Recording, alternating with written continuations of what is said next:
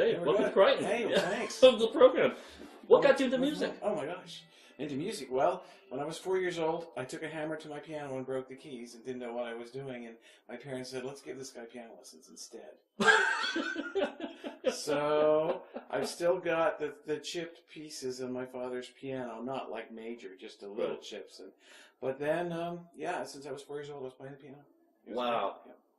great, yeah. So is your family musically oriented? My or- father did, and he played the piano, and it was great. And my mother's sister sang, and their father had a music store. So I guess by osmosis, I got the Right. thing. But I was fortunate to have a piano teacher that was also a composer, and she'd studied at Juilliard, Wow. and so she got some of her more adventurous or perhaps overtly energetic students to write music.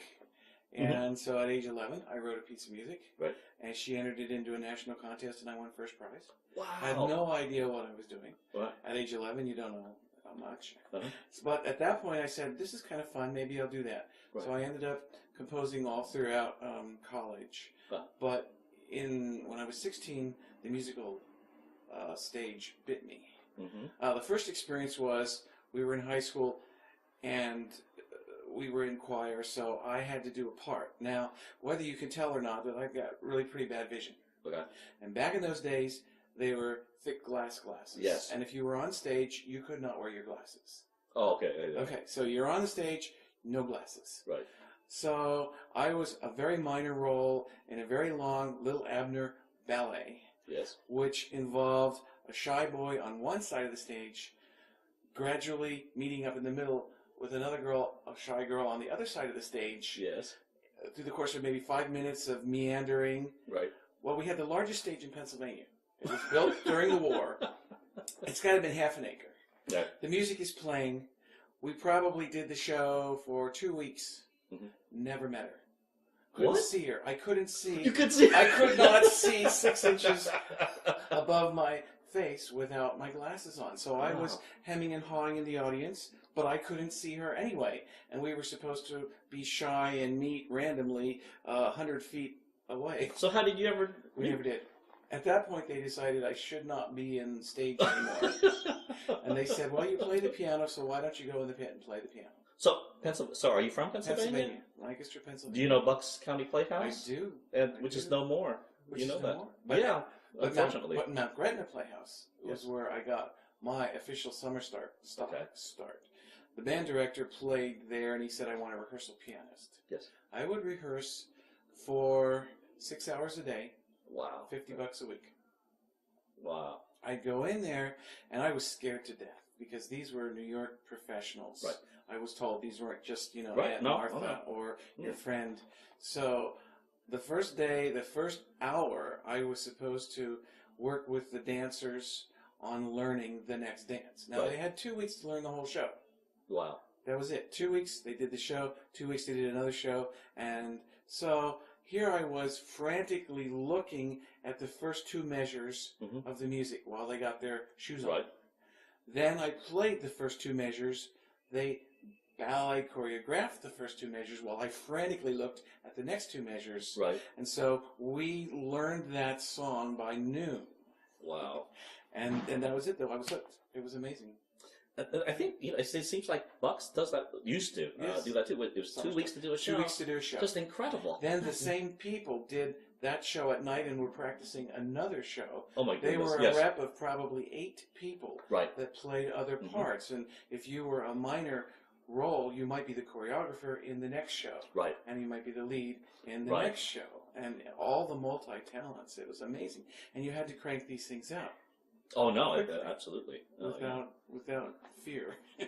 That's amazing. So, but that's all before high school. You're in It's high all school. in high school. All in So high school. you get ready to go to college. What Yes. made you decide where to go and Well, what's the major in? At that point, composing. And the reason I did composing was not because I had a song in my heart. Right. But that I couldn't see sitting in a practice room for 8 hours a day being a piano major. Right. And finding that there were really no jobs for pianists. Right. And the composition curriculum allowed me to take as many different electives as I wanted to. I could take orchestral conducting, choral conducting. I could take arranging. I could take electronic music, Right. and all of those things would fit under the umbrella. Right. And nothing was excluded because they wanted to make you a complete musician Sure. as a composer. Sure. Plus, when you did your recital, if it was modern music, no one would really say, "Well, that's really bad," Right. because that would make them look You bad. can say it's modern. But it's modern. What's your problem? So I was able to go through all of that, and then as the masters went along, I knew I wanted to teach. Right. And I also knew that I wanted to get out of northern Ohio, Okay. which was where I was going to college at the time, and it was very, very cold. So I said, let's go to Southern California. Right. So I got accepted at UCLA and USC for my doctoral studies, but chose USC. Right. And ended up being lured away to the community college before I finished my symphony, and at that point, the community college was treating people fairly well. Right.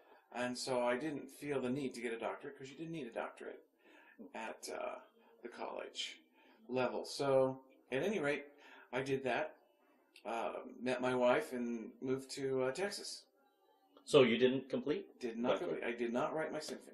I finished all the coursework and finished even the orals and everything. Oh my goodness! You sound like another friend of mine at work. We used to call them ABDs. ABDs, all but dissertation, and that, you're pretty much absolutely. But at that point, writing a symphony would have taken a tremendous amount of effort, Right.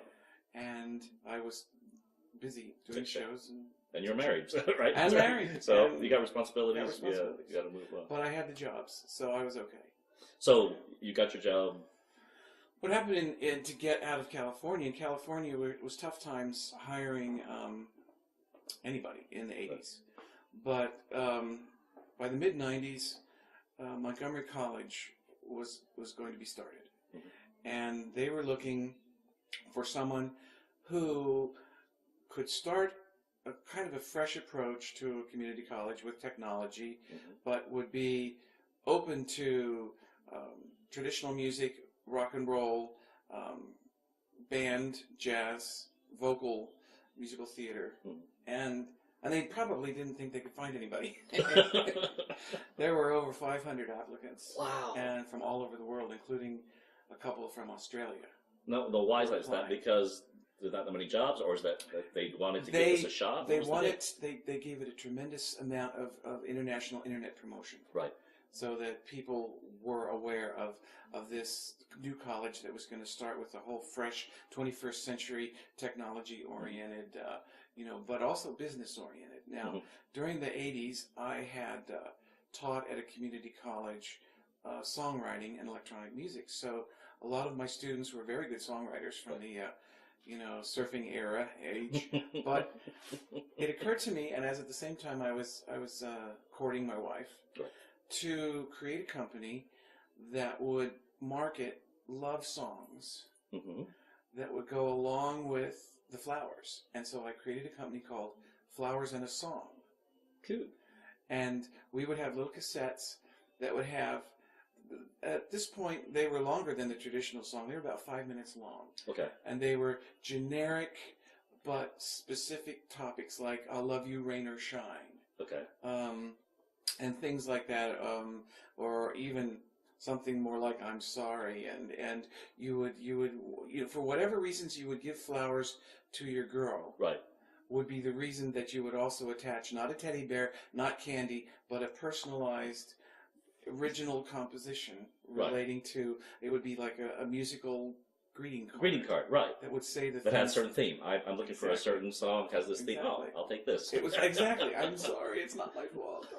Or, We've had to quit sleeping on it. exactly, But there's, and so we did that, and that worked for a couple of years, and that was very exciting. But that was, I think, the thing that convinced the people at Montgomery College that you were not only a musician but also a businessman. Right. You had music business sense. This Right. was a BMI, it's an ASCAP Right. company. So we got through all that stuff. So it was a very good experience, and that got me the opportunity to create the music college at Montgomery College. Wow. To hire the staff, to pick out the courses and the curriculum. And one of the requirements that they wanted was that the music faculty person would be the person that was the music director for their musicals, which Okay. was just an easy thing. In other words, Sure. it's so easy now to just hire an outside person. If your music theory teacher or your choir teacher who is on staff does not want to be bothered Right. with the musical,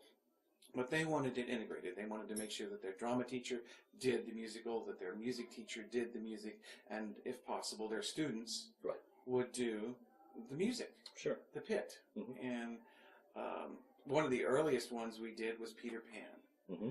Now, Peter Pan, we did get the flying, but they had a brainstorm to offer it during the day Okay. and bus in kids. We Yes. did 52 performances Wow. in 2 weeks. And it was so complicated that I had to have a day orchestra and a night orchestra. Wow. Because the musicians that were available during the day Right. would not have been available at night and vice Sure. versa because they were working Sure. or whatever. So it was just a nightmare of fun and excitement. I remember having 2 of my piano students, at least 2 sisters. One was perhaps 11, the other was probably 13, playing keyboard bassoon and keyboard oboe on the synthesizer, reading the parts. And it was just an exciting thing because either they were homeschooled or they were available, and so that was my day band, and then I had a different night band. Wow. It was great. What was the first show you ever did at the Crighton? The first show I ever did at the Crighton was Nonsense 2. Okay. Nonsense 2 because the Montgomery College had just finished Nonsense 1. Mm-hmm. And Jean Brasher and her husband came to the music building and made an appearance. Mm-hmm. And for both Glenna Maglio Owens, who was the theater lady, and myself, and she said, "We want you all to come to the Crighton Theater and see what we've been doing." Now, obviously, she's a god in the community.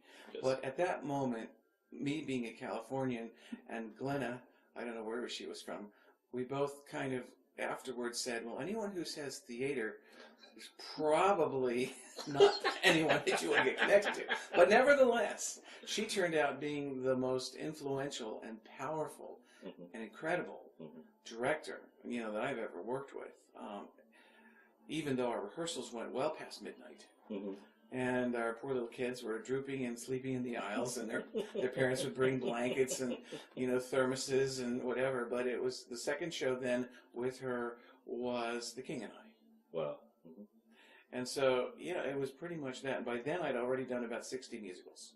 Oh, my goodness, yes. Because I've been doing all of these since high school. And, Right. So I'd worked with many different directors, but as I said, she was certainly the most intense and exciting, person, because the results were phenomenal. Right. All these different types of musicals. Absolutely. Are there musicals that you haven't done yet that you want to do? Oh boy, I think the new ones offer a great challenge because they're written in a really wonderful contemporary idiom. That's great. And I love the music because it's often the music of the rock band. Yes. And so we're dealing with current sounds and current musicians and current, the way people are playing today. And it's really, really exciting. It's interesting when I teach history of rock and roll at Sam Houston, we make a big deal about the first rock opera being Tommy and the first rock musical being Hair. Yes. But what defined it as a rock musical was just that it was a musical. Instead of having a 30-piece symphony orchestra, it had a 5-piece rock band. Well, every musical today has a 5-piece rock band. So forget rock musical. Everything is just still a musical, and it all evolved. So it was just an amazing thing. And you've been in the community how long now? I've been here since 95. So 95? it's about Okay. 17 years. Wow. Yeah. So it's really good, yeah. And I think this particular challenge for getting the orchestra, and you're probably going to ask this, but Sure. I'll tell you anyway, Yeah. but the wonderful challenge I've done 15 years of orchestra in the Crighton Pit. Right. Bumping my head every Yes. time. Yep. One musical, the band members pitched in and got me a crash helmet to wear that they autographed. It got really, really pretty scary. But the advantage of of recording Cinderella and having it played during the performance has got at least 2 or 3 huge advantages. Number one, you can put 22 people and record them, whereas you can fit 12 people in the pit. Right. So you're suddenly doubling your orchestra. You then can individually mic each person and make sure it's exactly right during the recording The way you want it, yes. The way you want it, the way you think it's supposed to sound. Right. And then when it finally gets played, it's exactly the way it's supposed to sound. And then if it's done 2 months before the show starts, then the people can learn what it's going to sound like exactly, and it will never change. And the odd thing, we've talked with people that have been singing for a long time, you know, on stage, and the common theme seems to be that every little thing has the potential to throw them. And so having heard exactly what it's going to be is one less thing to go wrong from their perspective. That's not from everyone else's perspective, which then there's plenty more things that can go wrong. But just from their perspective. I was talking about Dennis O'Connor. He said that one reason he doesn't like to do musicals is for that very reason. He said, and of all of the songs, he's singing in the Fantastics, trying to remember, and he can't remember the lyrics. Well, it's a very long song. And it does have several verses. Right, yes. But, you know, just ironic, he thought that, that should be the song that he tried to remember the hum, hum, hum, hum, hum. Yeah. He said he did exactly that. Yes. He did blah, blah, blah, blah, blah from the stage because he couldn't remember. It's true. And so that really solidified it, and it puts the burden on the actors. Yes. But then it alleviates their fear because it's going to sound exactly the same way every day, all the time. Yeah.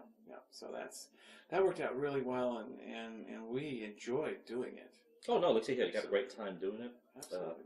Tell us a little bit about Always Patsy Cline. I know Jim approached you to do that a couple of years back. It's like 2011 now, or it's a little over a year. Well, it was an amazing thing. It turned out that they wanted to, when the Crighton Theater split, there was a necessity to fill the existing Crighton Theater with as many exciting and colorful events that they could possibly get now.